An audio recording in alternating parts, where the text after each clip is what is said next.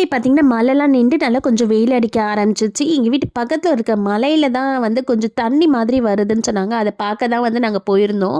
சூப்பராக இருந்துச்சு அந்த தண்ணிலாம் வராது. வீட்லேயும் கரண்ட் இல்லை, நைட்டு தான் வரும்னு சொல்லிட்டாங்க. சரி நெட்ஒர்க்கும் இல்லை, அப்படியே வந்து நாங்கள் எங்கேயாவது வெளியில் போகலான்னு சொல்லிட்டு ஈவினிங் மேலே பீச்சுக்கு தான் கிளம்பணும்.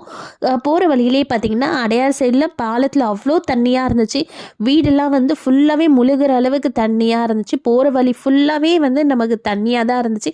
நீங்கள் இந்த சிஎம் பீச் சைட்லாம் பார்த்தீங்கன்னா சுத்தமாக வந்து தண்ணியே எடுக்கல போல், அவ்வளோ தண்ணியாக இருந்துச்சு. வண்டிலாம் ஓட்டுறதுக்கே கஷ்டமாக இருந்துச்சு. ட்ரைனேஜ்லாம் வந்து அங்கங்கே ஓப்பனாக வேற இருந்தது.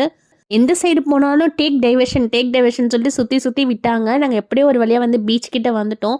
பார்த்தீங்கன்னா இந்த ஹெலிகாப்டர் ரொம்ப நேரமாக இப்படியே சுற்றிக்கிட்டே இருக்குது. எதுக்கு தான் மேலே சுற்றுதுன்னு தெரில. கீழே வந்து பார்த்தா தான் தெரியும் எவ்வளோ தண்ணி இருக்குன்னு.